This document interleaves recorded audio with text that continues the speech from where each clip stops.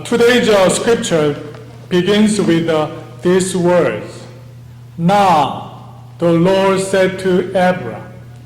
These words marked one of the most decisive turning points in all of Scripture. God speaks into a world that has been deeply broken by sin. By Genesis chapter 12, humanity had already experienced the devastating consequences of rebellion against God. In Genesis 3, Adam and Eve disobeyed the Lord, and the blessing of life in God's presence was replaced by curse of sin and death. Instead of peace, there was fear. Instead of fellowship, there was separation. Instead of life, there was death.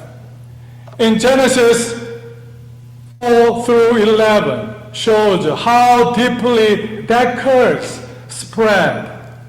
Violence filled the earth. Human pride increased. At Babel, humanity attempted to mark a name for themselves apart from God. There was humanity's attempt to establish its own kingdom without God's rule.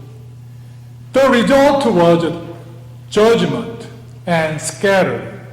Humanity was divided and alienated from God. But Genesis chapter 12, God speaks again. And when God speaks words not of curse, but of promise.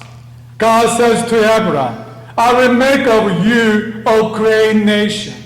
I will bless you, and in you all the family of the earth shall be blessed.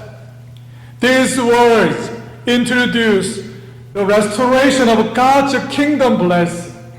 The central word in Genesis chapter 12, verse 2 through 3 is bless. God repeats it multiple times. This repetition shows us that God is intentionally restoring what was lost. To understand the significance of this blessing, we must remember Genesis chapter 1. When God created humanity, God blessed them. They lived under His rule, in His presence, and experienced peace and fellowship with Him.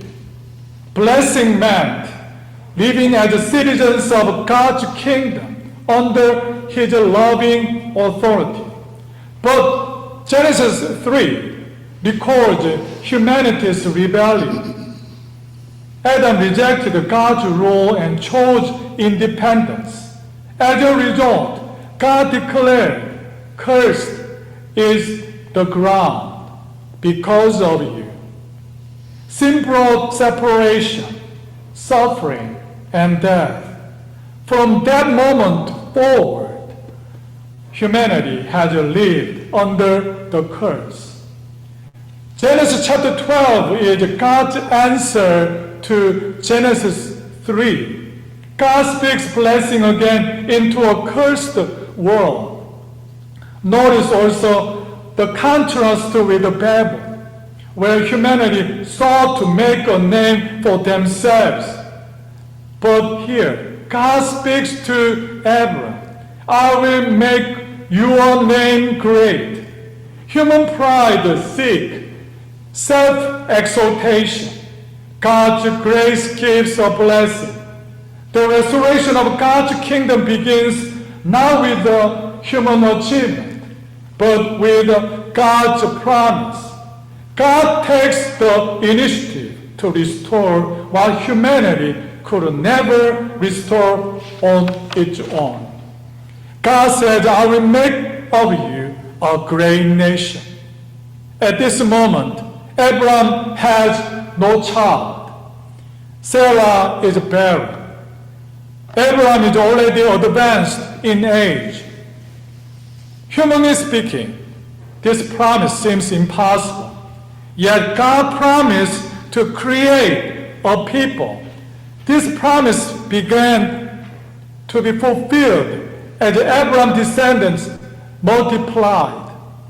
They became a nation of Israel. God delivered them from slavery in Egypt and established them as his covenant people. They lived under his law and his rule. Israel became a visible expression of God's kingdom, a people belonging to him. But God's promise extended beyond Israel. God said, "In you, all the family of the earth shall be blessed." This shows that God's kingdom was never meant to remain limited to one nation. His plan was always global. This promise finds its fulfillment in Jesus Christ. Through him, people from every tribe, language, and nation are brought into God's kingdom. Today, the church reflects this promise. Believers from every background belong to God's kingdom's people. God restores his kingdom by restoring his people. The promise to Abraham ultimately points forward to Jesus Christ. From Abraham came Israel. From Israel came King David. God promised that David's throne would endure forever. That promise is fulfilled in Jesus Christ. Jesus is the true and eternal King. Where Adam failed, Jesus obeyed perfectly. Adam brought sin and curse into the world. Jesus lived in perfect obedience to the Father. On the cross, Jesus bore the curse that began in Genesis 3. He took upon himself the punishment that sinners deserve. Through his death, he satisfied the judgment of sin.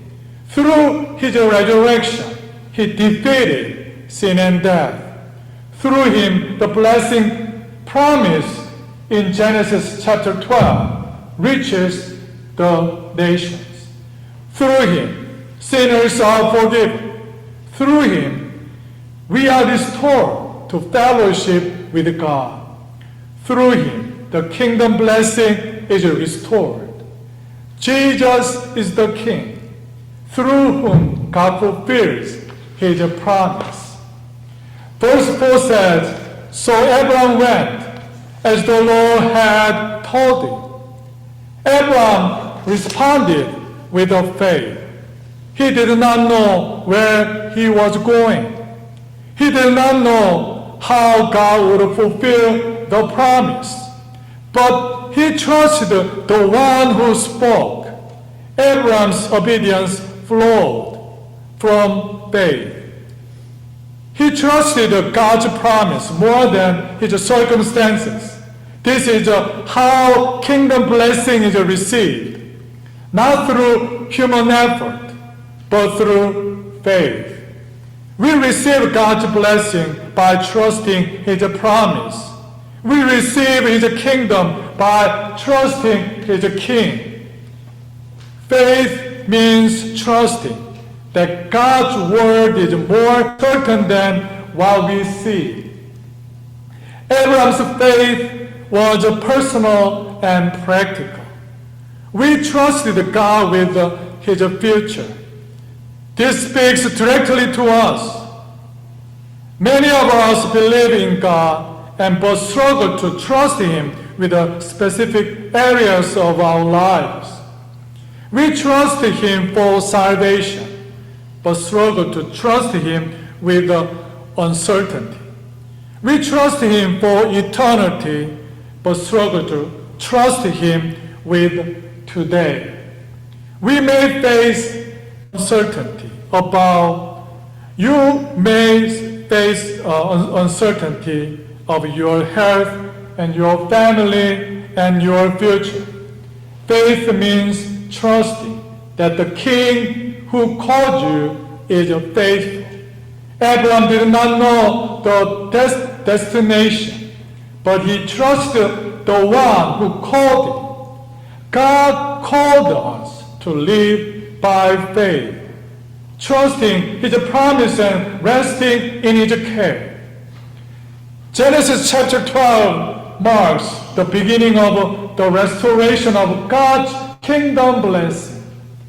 What was lost through human rebellion begins to be restored through God's promise to Abraham. That promise is fulfilled in Christ Jesus and will reach its complete fulfillment when Jesus returns. Revelation chapter 22 verse 5 declares, there will be no more night. They will not need the light of a lamp or the light of a sun, for the Lord God will be their light. They will reign forever and ever. This is the final restoration of God's kingdom. Humanity was originally created to live under God's rule. That purpose was broken by sin. But through Christ Jesus, that purpose is restored. God's people will reign forever and ever with Christ. There will be no more curse. There will be no more darkness. There will be no more separation. The Lord Himself will be our light. This is our eternal destiny, to live under perfect, loving rule of our King, Lord Jesus Christ. Amen. Let us pray.